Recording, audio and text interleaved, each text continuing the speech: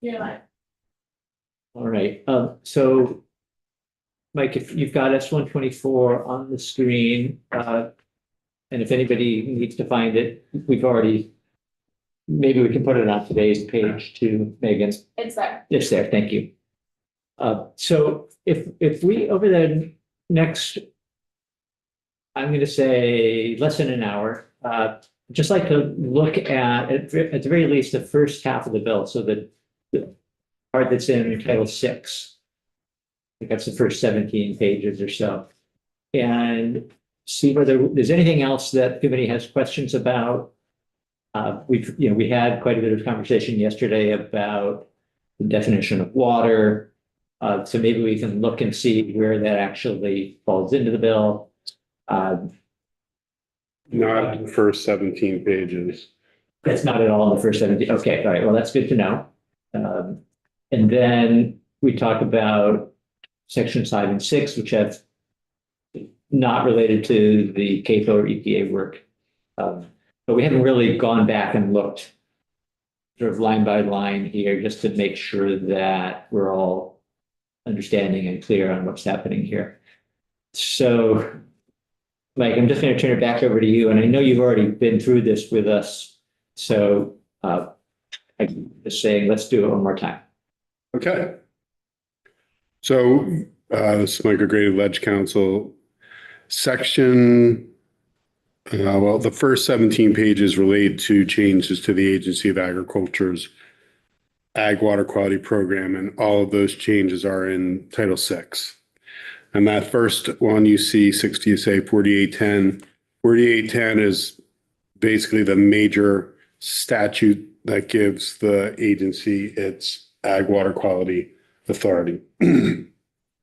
And there's current language that requires the Agency of Ag to cooperate with the Agency of Natural Resources and to adopt a memorandum of understanding, which you see on page 2, related to that cooperation. Well, because EPA wants it to be clear that the Agency of Natural Resources will be the one implementing the Federal Clean Water Act for CAFOs, this language is being altered to reflect EPA's request. So the Secretary of Ag shall cooperate with the Secretary of Natural Resources and in the implementation of the Federal Clean Water Act for CAFOs. Secretary of Ag shall implement the state's comprehensive complementary non-point source program. And the Secretary of Ag and the Secretary of Natural Resources shall coordinate regarding program administration, grant sharing, implementation of a couple of water quality policies. A question here, Representative Nelson. Yeah, on page 3, line 8 through. We're not quite there. Oh, we're not. Yeah, sorry, we're still on page. Okay, this is on page 2. As we mentioned grants, that's where I've Okay. highlighted. Okay. We're just, I think, going on to. You're on page 2, line 2, you'll see the reference to the MOU and what it has to include is being struck. John, did you have a question? I was just gonna bring up, while we're sort of on that part of the bill.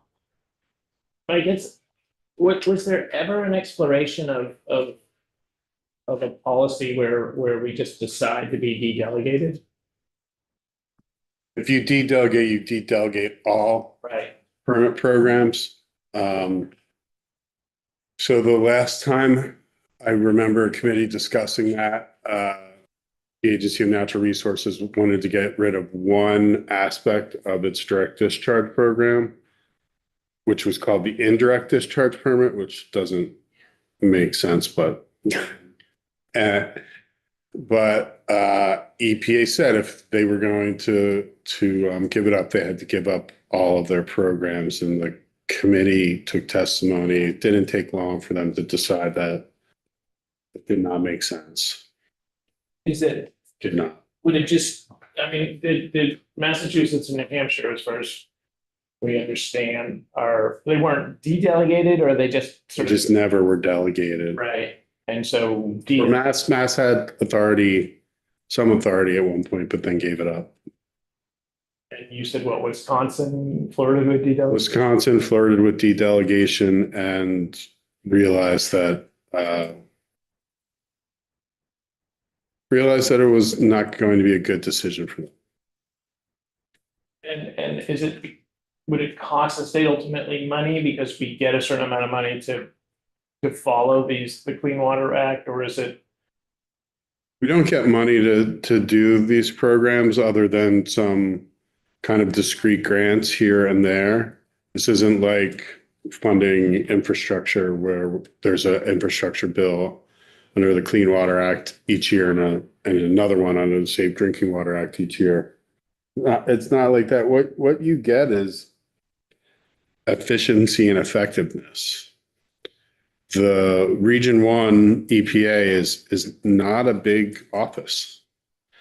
And in order to process what's necessary for permitting, they would either need to scale up to handle Vermont, or they would slow down Vermont permitting. To the extent it would be pretty slow.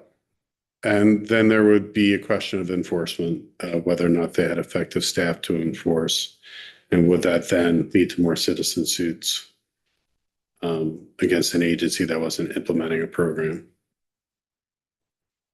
It just seems, I mean, almost ironic in that Conservation Law Foundation and others who brought the suit, probably the last thing they would want would be the delegation. Yeah, because it's a threat. it's something of a Wild West, it sounds like to me, like not much enforcement, permitting would take forever. There's Like, give me your lunch money or I'm going to punch you in the face. It's like they give you their lunch money and you never have to try to punch them in the face. So, There's been talk in the farm community about what would cable under EPA look like? And would it be less burdensome than under ANR and Ag? And it's a 50-50 split on how they want it to go. They have pretty much opted to go with 124, but it was Yeah, I mean, in general, because of those same thoughts, and especially for the next 3.5 years of woohoo. yeah. It seems like EPA in a lot of ways has a lower bar than Vermont. the state statutes are often more stringent or broader in scope, yes. But there's also,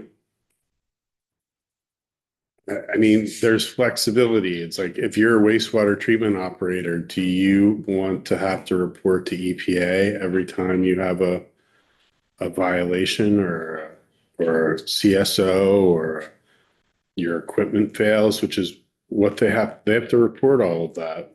Safe drinking water too. But New Hampshire and Mass are doing that. Right, but that's just how it's been. You know, they've never really been regulated otherwise. If we wanted to talk to somebody at the state who could, provide that perspective, we could ask ANR, I guess, would be right people to come in. I mean, you'd probably have your options. Julie would be very willing to, if you were sincere about going to dedelegation, she'd really probably be in here in a minute. Yeah. Um, Back there she is. I see her coming in.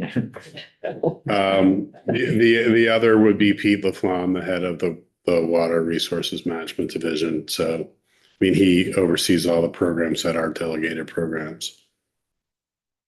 Since you raise it, if we want to have a thorough understanding of the issue, we can certainly invite them to come in. I think we want to not hold things up with this, but.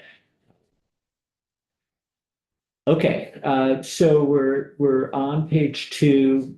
So far, the language is simply, I think, to basically change from the MOU to this new. Right, to this new reference to, in accordance with 1259, which is the discharge authority of A&R. Secretary of A&R in consultation with US EPA and the Agency of Ag sets forth its roles and responsibilities in implementing the Clean Water Act in a document.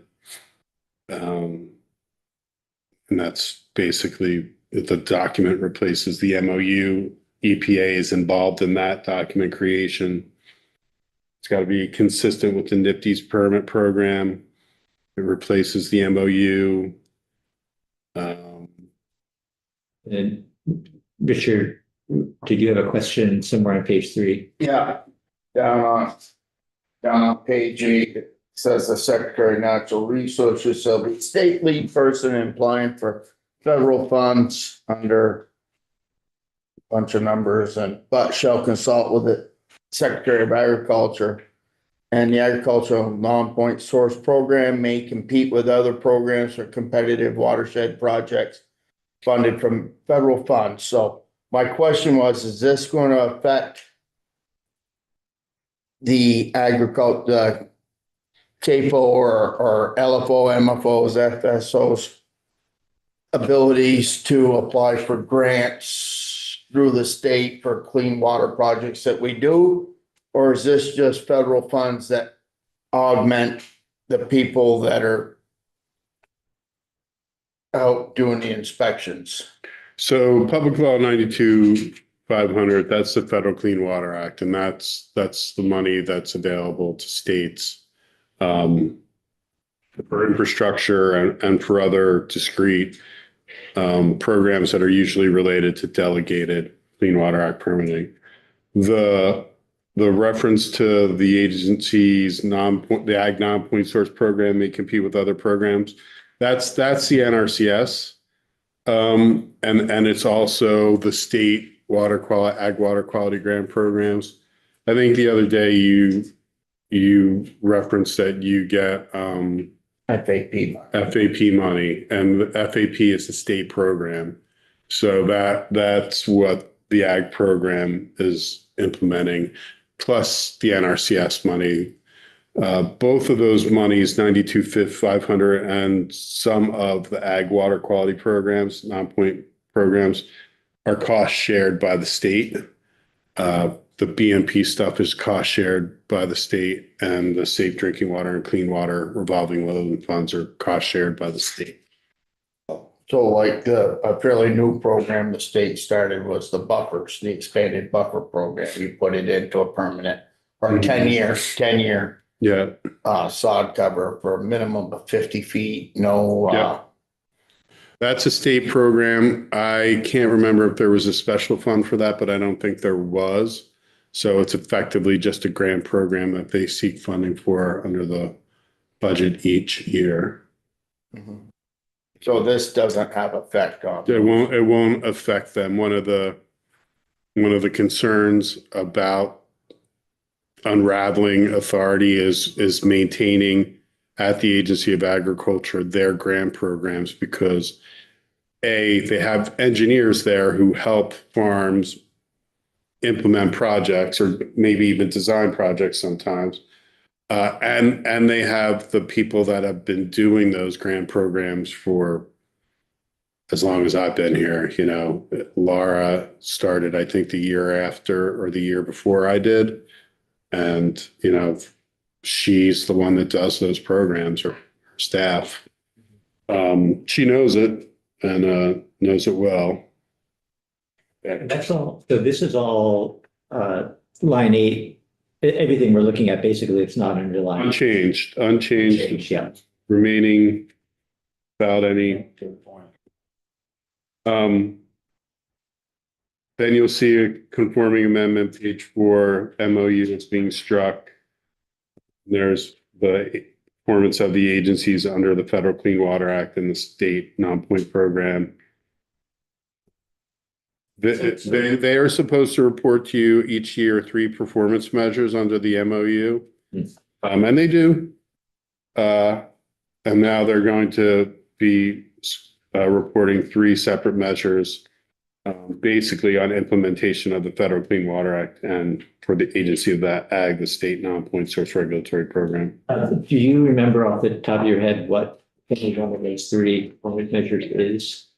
Usually there's an enforcement measure, what they've enforced, number of complaints responded to. There's also a separate enforcement report, but that's usually part of the performance measures. So this was at some point when we wrote the statute, we arbitrarily said, the legislature said, we want to hear you come in and give us three numbers every year. This wasn't when it was first drafted. There was the MOU, and then there was questions about whether the MOU was being implemented. And then the General Assembly wanted some measures, metrics. It was kind of, I don't know if any of you were here for results-based accounting. Just before our time. Right, and there was supposed to be metrics and measures and how everything was being done. It was soon after that, and so people were still in the concept of we have to have some sort of measure to determine the effectiveness of the program. Right, so that's, anyway, we're leaving that in. Yep. John? Just quickly, so the MOU is going away. Are we just going to refer to this as the document? That's what it's referred to in the document. So, And they will come up with a name for it, but we don't know what the name is right now. like there's somewhere, I made a note of it on this page. I think it still says MOU, maybe. Line 12. Yep. Okay. What page do you want me to? Page 4.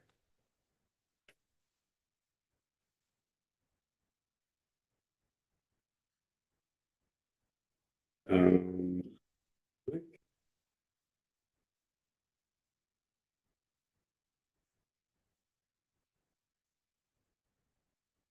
I'm just going to say something like, regarding the success of each agency in meeting each agency's identified or selected performance measures. Does that work for everyone? Yeah. And then I had a question. Line 20. So if you scroll down, just because we don't see line 20 up there. Yeah. So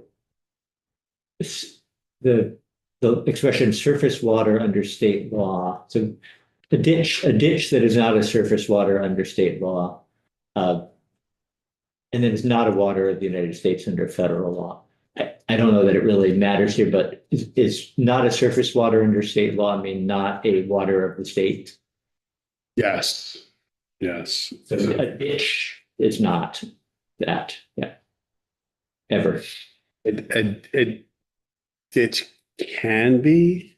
Oh, can be, okay. So It's not hydrologically connected, it's not. right. And so this is where subsurface tile drainage comes in, that conversation. Okay. Where it may not be, there might not be an inlet to surface water, but there's an outlet to surface water, and there's contribution into that ditch that is then runs off or discharges into the surface water. That was carefully determined wording, the ditch that is not a surface water under state law. That's not changing, so. That's not changing. It's carefully considered, we can move on. There's been many philosophical discussions at field side of whether it's a ditch or waters of the state. Okay, Many. okay, Because think about it, if it's a water of the state, you have to put another 15 feet of vegetated buffer on each side. Yeah. Which means taking that amount out of your crop production all along the adjacency of the ditch. Yeah. And so, if It can be hayed though. It can be hayed, yes. You can put it in pasture and run that right up to the top of the bank. That's true with farm ponds too. They need a buffer. No, well, that's, I mean, they're not required right now. So, All right, so then we added that language on line 21, the minimum the buffer. minimum under sub A shall not apply to a farm that is determined by A&R to be a CAFO that's required to get a CAFO permit. Farm determined to be a CAFO that requires a CAFO permit shall instead comply with the setback and buffer requirements established in the federal CAFO regulation. And this is language that we're adding because the EPA said more or less do something like this. So this is the language we came up with. Right. So if you're a CAFO, you have different buffer requirements. And so they want to be clear about that. And those, we've talked about those requirements. They're not spelled out in the bill. They are not. No, they're just, there's cross-reference compliance with the feds. Representative O'Brien. So, how is it gonna work with the LFO permitting moment and CAFOs and that, like, our current LFO reps would cover everything, like, I understand, and a CAFO pretty much. I mean, slightly different rules on buffers, but the other reverse isn't true, right? That our LFO reps cover things that aren't water related. So is that a stakeholder will figure this out, or every LFO is gonna need the 2 permits? They're going to need 2 permits. That's contemplated in here. Yeah. If you're in violation of point source, you need two permits. If you're determined to be a large CAFO, you will need 2 permits, yes. If you need to be a CAFO, if you're just a large farm, If you're just a large farm, then yes, you're just going to need the LFO permit. As long as you're Right. not violating federal law. or no, as long as you're not violating state law. If you have a discharge into state waters, you're in violation of your LFO and you will have to get a CAFO permit. Right, let's leave out the what type of waters. Okay. Yeah, if you have a discharge to whatever water you choose, you will need, and there's 3 ways that they will decide you have a discharge. You have an actual visible discharge. You have a discharge that originates outside your facility, goes through your facility, or comes in contact with your animals, and then goes into a water. Or you're violating your nutrient management plan and not applying according to site-specific nutrient conditions, then they can require you to get a permit for, if you have any of those 3 things and you're a large AFO, then you will be required to get the large CAFO permit or the CAFO permit. And if you get that CAFO permit and you're a large farm, you're still going to have an LFO permit, because that is broader than just water. But there's a provision in here that says you don't have to pay double fee. You just need both permits. Because the LFO permit started as a land use permit, not a water permit. The CAFOs are more of a violation type thing. I thought like any large LFO essentially production area is a discharge. So that to me seems like then you need a CAFO. No, you have to have an actual discharge. And when the EPA rule first came out in 2004, you just needed a potential discharge. Like you just had the potential to discharge. And that That's was everything. right. And that was litigated. And the farm said the Clean Water Act only applies to actual discharges, and the court agreed. So you have to have an actual discharge.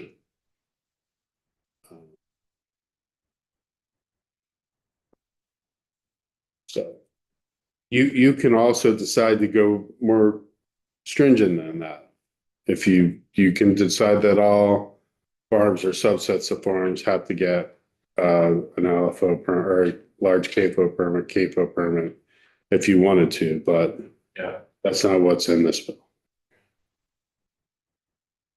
All right, so we are on page 5. Page 5, section 3. This is the LFO permit requirement. You'll see the numbers for what are LFOs. So 700 mature dairy, 1,000 cattle or cow-calf pairs. Then you go down. Can you go back there? We had a question earlier, and I see Representative Nelson had his hand up too, but we had a question about the difference between the 30,000 laying hens with a liquid manure handling system and then 82 without. Seems like it'd be the other way around, doesn't it? Yeah, This is based on the Federal Clean Water Act definition. This is how they define it. is that, I mean, so intuitively it seems backwards, maybe? Yeah. I can look it up for you, but I'm pretty sure that that is the correct breakdown.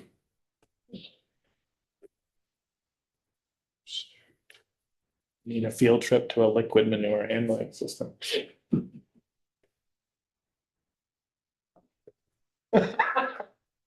Well, we did just hear, I think that there's going to be a new Right. poultry, Yeah. egg farm in Peacham.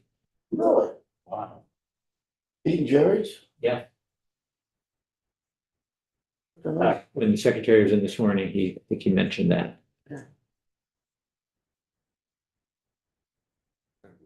Good breaks. There's. That's up.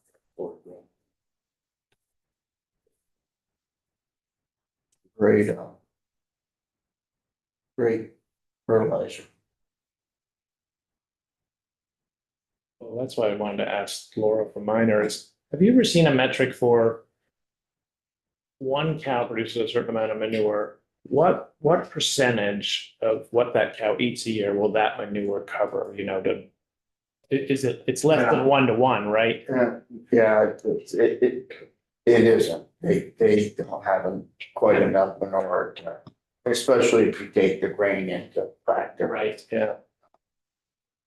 There's always a shortage of manure. Yeah.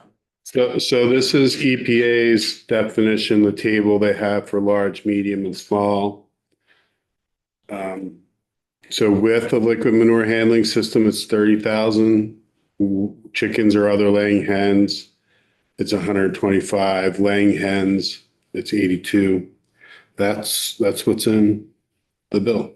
Okay, so if we wanted to spend more time on this and understand what the implications, other than the regulatory implications, but from a practical standpoint, what it means to have a liquid manure handling system, we could do that. But I think for the time being, we're not proposing changing any of this language in the bill, and it's consistent with EPA. So Okay. thank you for that. And my question? Yes, Richard. Okay, on line 13, it says no person, without a permit shall construct a new barn or expand an existing barn designed to house more than 500 mature cows, dairy animals. 700? Someone 700, yeah, 700 mature dairy animals. Someone builds a large barn and they only put stalls for half of it. 350, 400, whatever, nowhere near the large farm size. I don't know why they would have to get a permit until they finish completing the inside of that barn. They may use the other part of it for speed storage for a time being until they maybe grew their herd size big enough to finish filling it. You need to talk to the agency about this. They've faced that issue previously. Like, when do they require the farmer to get the large farm permit? They're concerned about circumvention, that someone just adds cows incrementally until they're over the 700 mark and never applies for or manipulates the numbers so that they never have to get the large farm permit. But they've dealt with that couple of cases that I'm aware of. And so you can talk to them about how they've managed those issues. So. Good for now. Okay, so section A here is you need a permit if you're gonna build a barn of that size. And that's not changing except on page. No, it's right. You need a permit if you're going to construct new or expand an existing. That's designed to meet the numbers that are here. No permit shall be required to replace an existing barn in use for livestock or domestic fowl at its existing capacity. Your barn needs to be replaced, it burns down, etc. You can build back without having to get a new permit. This is existing statute though. What was that? This is existing already though. Yeah. So what is changing is on page 6. There's directive that under existing law, when there's an application for the permit, that the Agency of Agriculture is supposed to go out and determine whether or not there's the applicant has established that there will be no unpermitted discharge to waters of the state. Because EPA says A&R is the one that has to determine if there's a discharge, not the Agency of Ag, that's being struck.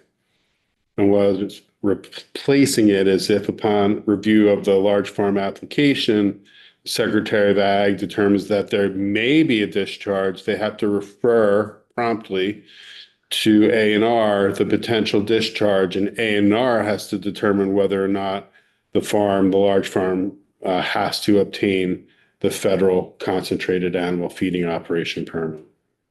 So this is independent of an inspection. It's just if ag happens to discover potential This is when you are applying for the permit, in the course of applying for the permit. right? They have to go out and they have to determine whether or not, or currently they have to determine whether or not you have a discharge. Under the proposed, they will determine whether or not you may have a discharge.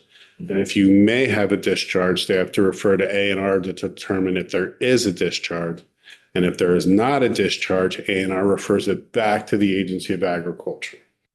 So that's why the potential is there. Yes. It's because ag's not allowed to say there is. Ag's not, EPA said that A&R is the point, and A&R needs to be the one that makes the determination that there's a Okay, discharge. that was another question. And then, so then if there is no, or if A&R determines no discharge, they promptly refer it back to ag, and then ag now would. It's regulated under the non-point ag program. It will just have its LFO permit, not its large CAFO or CAFO permit. And it will just be regulated by ag where it's prohibited from having a discharge.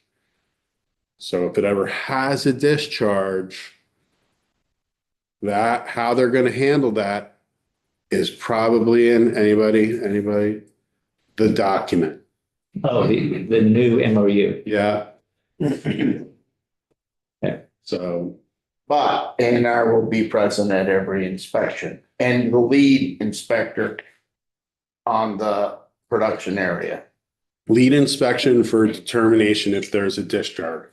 If the agency wants to go out there and do an inspection of how you're field stacking your manure, that's not about, or how you composted your mortalities. That's not an A&R program.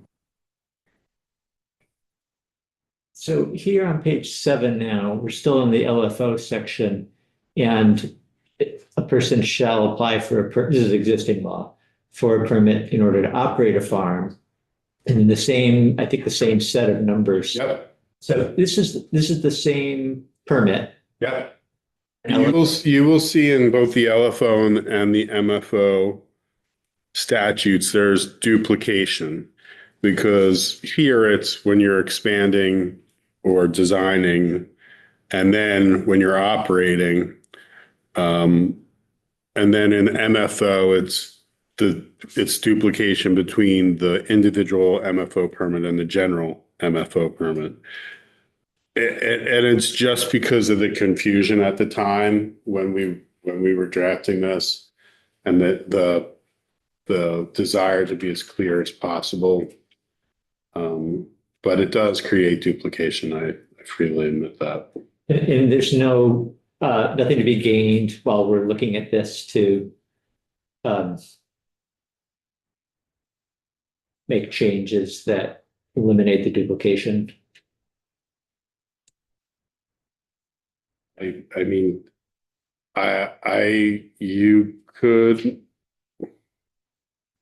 I would have to think about combining A and B here and to see where there was overlap and where there was not. So I can't. Okay, yeah. I mean, I just putting it out there, and I think you've answered my question for the moment. Representative O'Brien. But like, is there ever any statutory language on, with these numbers of or combinations thereof? So if I have 600 dairy animals and 500 cow-calf pairs, I'm below the LFOs as far as those numbers go, but between the two of them, it's pretty obvious I'm not LFO. The EPA used to do it on animal units, and they moved away from that because of just the confusion and the difficulty in adding up the number of chickens equals a cow. And so it's basically the set thresholds now. Because if you'll see on page 7, it's an or, like all of those different categories or the 30,000 ducks. It's not in combination or and. Right, that's what I was wondering. Page 7, lines 11 through 15. This is the language to avoid circumvention by 2 or more individual farmers under common ownership on property that adjoins each other. They can't just say that they're 4 different farms or 2 different farms. If they have common ownership and they adjoin, they're going to be treated as one farm. Is that new language, brand new language, or is that replacing something that's struck? This is new language. It is based off of the Federal Clean Water Act definition. It's basically that language exactly. So this is something the EPA said they wanted to see, they didn't have, and For conformity with the federal CAFO rule. So like Fairmont has one farm, they're milking cows in East Montpelier and they're milking cows in Craftsbury, probably same ownership, right? So that, But they don't adjoin each other. Yeah. but it says common ownership, doesn't it? Or they have to adjoin. 2 or more individual farms that are under and that adjoin each other. And they're actually milking on a third one in East Montpelier that doesn't adjoin. Right. So there, it also we're used as a common area for disposal of waste. So if you have multiple farms, common ownership, not adjoining, but they use a certain area in shared for their manure pond or for a land application, then they're going to be treated as the same farm as well. But if they're not adjoining, do they need 2 CAFO permits potentially then? Potentially, yeah. Each farm, for each production area, right? They need in their point, I think they need an LFO. I believe Craftsbury is probably an MFO. And the other one in East Montpelier would be an SFO. And but they can opt to put them all under one. Like we did and just be done with it. Right, you can put your farm underneath an umbrella. Kind of, right, and then it's all treated as one. I think some farms, and I won't identify who, they do that with different combinations of farms. In order to either do different things on different farms or to have certain people have more ownership in that subset of farms. And so there's different ways to do it.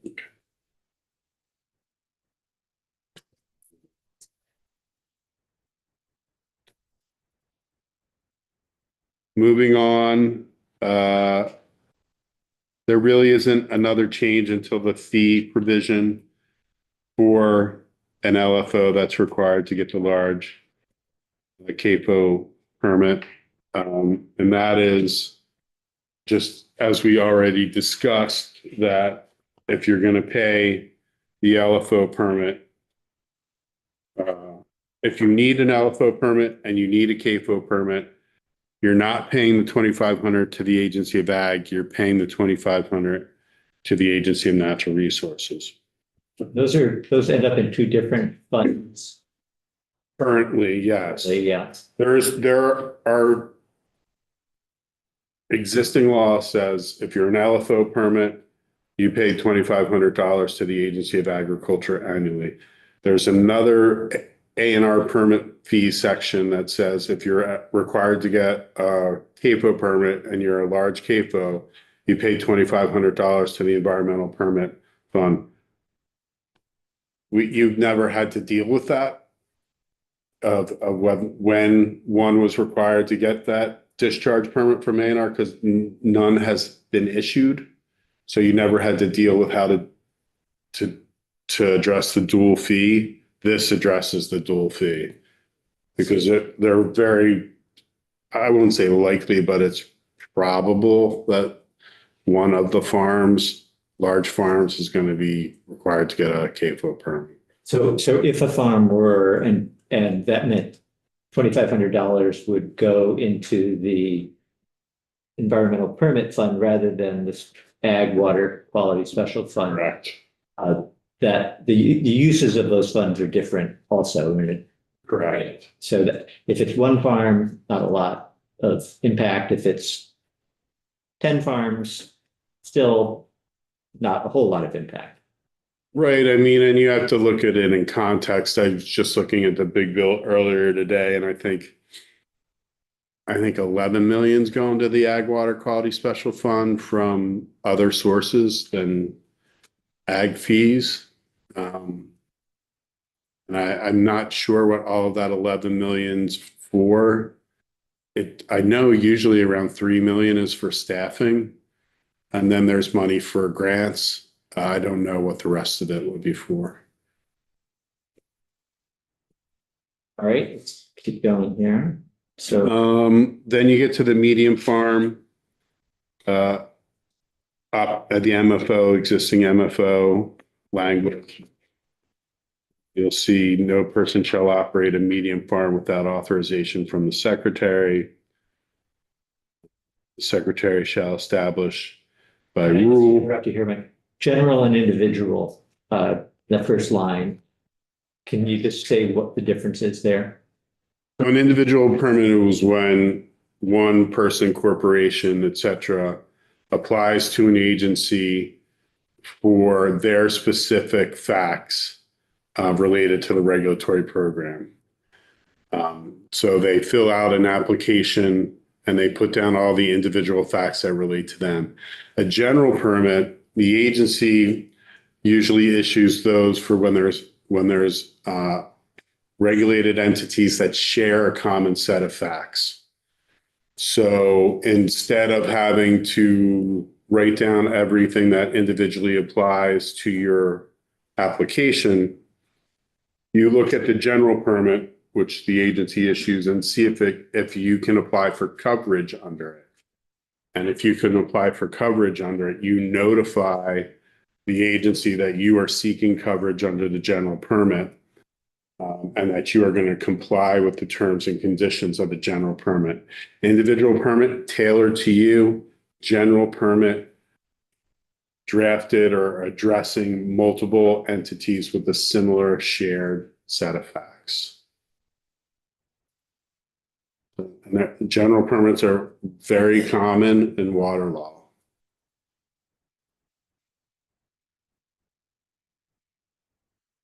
Do you operate under an individual or a general or both? LFOs are all Yeah. individual, but back when we had MFOs, it was under the general permit. It's easier to apply. And that's one of the reasons why they were developed, because instead of sorting 100 individual applications, you basically issue one permit and then you sort 100 notices of intent, which are basically 3 pages long. It's instead of being 10 pages. I believe the SFOs, the certified small firms, the FFOs are under a general. I think. They're technically not even under a general. They're under the required annual certification of compliance. There are additional requirements for them. So you will see on page 10, in the MFO program, there's a subdivision for general and individual permits shall be consistent with the rules. The rules shall address permit administration. Then you get to what's in the medium farm general permit. And it basically is not changing until you get to the reference to the verification whether or not there will be an unpermitted discharge. So instead of the agency of ag making that determination, A&R verifies whether there will be an unpermitted discharge. If upon review, the Secretary of Ag determines that a medium farm may be discharging, they promptly notify A&R. A&R makes that decision whether or not the MFO needs to obtain the CAFO permit. If it's not required to obtain the CAFO permit, it's referred back to the agency of ag. But then you will see very similar language, if not the exact same language in sub D when it relates to an individual permit for an MFO. You'll see all of that language about the prior determination, whether or not there's a discharge or not, whether or not the prompt referral from agency of ag to A&R, et cetera, et cetera. I won't state it all over again. And then you come to section 5, which is the seasonal application of manure. This is what you talked about yesterday, 5 and 6, sections 5 and 6. Yeah. These are unrelated to the EPA request for a corrective action plan. These are specific individual requests from the agency. I think the language in 4816 just needs a slight tweak to provide reference to the criteria that it will be issued under.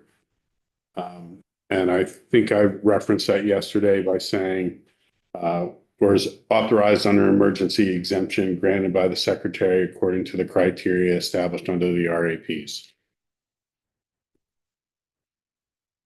So if we made that little change, which I think is useful, and then the technical change, just striking the reference to the MOU, which will no longer exist.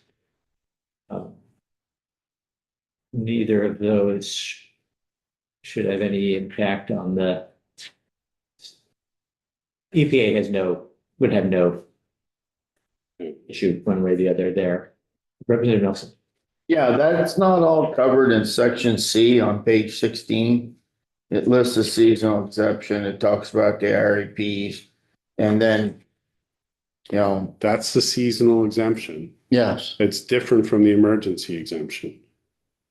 Emergency exemption is when you have something Yeah, that requires immediate response due to structural failure of your Yeah. facility, loss of capacity, et cetera.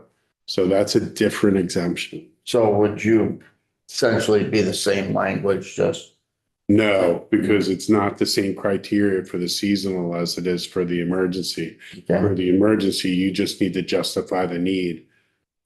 You don't have to provide all this information, and that's why it's an emergency.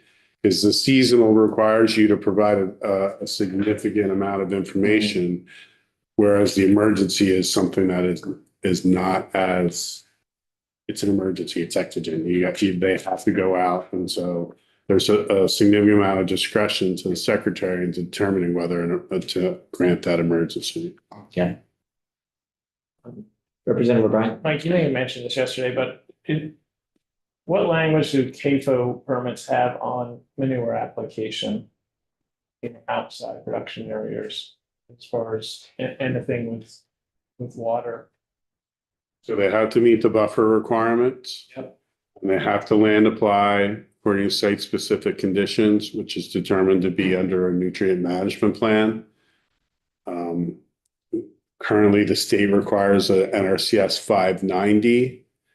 EPA is a little bit more flexibility, but 590 is kind of the gold standard. And so that's effectively. There's also No seasonal and no emergency. no seasonal, because you don't need and you don't need an emergency if there's no seasonal. There's also setback requirements from wells and things of that drinking water source. All right, any other questions? I think we'll stop there. The rest of the bill is, Do you want to go to the next section? Because that will be the end of the agency of ag sections, section 6. section 6. Yes, okay, good, yeah. And that's changing the requirement that the certified small farms annually certify compliance with the RAPs. And it would then only be required for newly eligible, those going over 50, or newly identified, because at one point, not every small farm was identified, and I expect that not every small farm is still known.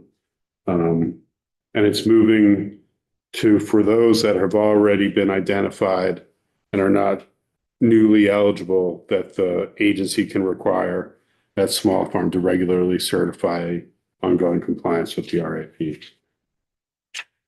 I don't know if Steve testified to you after I left yesterday, but to me, this is a workload issue. And probably not as much of a water quality issue. Remember, all farms have to go through water quality training anyway on a regular basis. So I'm not sure, once you look at the form, and it's a 2-page form, largely made up of a table on the first page of like, do you do these things? It's just kind of a checkoff. So I don't know what other testimony the agency provided on that. Basically exactly what you said, that it was for administrative reasons. They were making this request or suggestion for administrative reasons. So, and we didn't, I don't know that we talked about it very much yesterday, or if anybody has any reaction or wants to say about that. Okay, Just doubling back a second. So if I'm an AFO and I need an LFO permit, I write the $2,500 check still to the Agency of Ag. I don't need a CAFO permit. yes, And if I do need a CAFO permit you write that check to A&R. and they go into different funds, Yes. what are the two funds again? If you're paying to the Agency of Ag, it's into the Agricultural Water Quality Special Fund. You're paying to A&R, it's into the A&R Permit Fund, the Environmental Permit Fund, I should be clear. And that's 3 VSA 2822 or 2822. And that's where all of A&R's permits and permit fees are set out. Like even like MS4 and all those things, they all. Everything. It's called Frankenstein because it's so long. And it's so long and it's so weirdly structured. And we've even had directives from the Ways and Means Committee in the past to redraft it. And I thankfully got Ways and Means to direct A&R to redraft it. And A&R said no. Um, So I'm going to give you the option of saying no to this too, Mike, but if you do want to take a look at those two sections of section 3 of the LFO, where there seems to be duplicate language for the building and then, just for operating, if there's any, looks like for the sake of posterity. Sure. We might want to combine that. And then I think that when we are able to have you back in, and we should talk about that just before you leave. And when we have the full committee, I think we should just also have another conversation about the definition of waters. Because that is in Title 10. And not part of what we've already seen. But we have had enough conversation. I think if we want to say anything, about that, we should collectively decide. Mike, you are pretty busy tomorrow. If there's, Yeah, the morning tomorrow is not great. And I'm on the floor in the house, which you will also be, I assume. what's up? At 1 o'clock. After the floor, I am free. All right, we are. Let's take a quick look.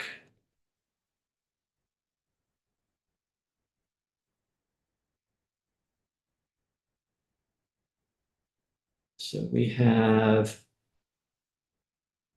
You don't have anything for after. oh yeah, and we don't have anything scheduled and or many of us are staying through because we're having social gathering. So I think if we plan to get together with Mike then after the floor and looked at these changes, it shouldn't take too long. So how do you want these changes drafted? Because really, you've only had two very discrete ones so far. And you're not even in possession of the bill. We are, You are. definitely are, yes, Okay. All right. yes. So- Yeah, I mean, our options would be what? So a strike all or a discrete amendment. The strike all is going to be as long as the bill is now. Yeah, The discrete amendment's going to be maybe a page long. yeah. I just think of it as what's easiest for our colleagues to digest when we get to that point. And That's up to you. yeah, straight all, I think, always is easier for people to digest, Okay. not jumping back and forth. Sure. Okay, well, why don't we plan for that then tomorrow after the floor? And if there's other things we want to talk about after the floor tomorrow and people are able to hang around, we will, but otherwise we're not scheduled to be here until 9:30 tomorrow. And we do have some time in the morning, actually, that we'll probably use for discussion on the bills that we do not have possession of. S45. And then if Mike, if you happen to be freed up tomorrow morning, sounds like you're not going to be, but if you wanted to come in earlier, we could have you come in earlier. Okay. All right, thank you. One piece of information, if you didn't already know, H-167 was passed out by Senate Ag Committee with no changes. It'll go to Senate approps, but there is money for it. So I think it won't be that difficult. 500,000. Yeah, 500,000. And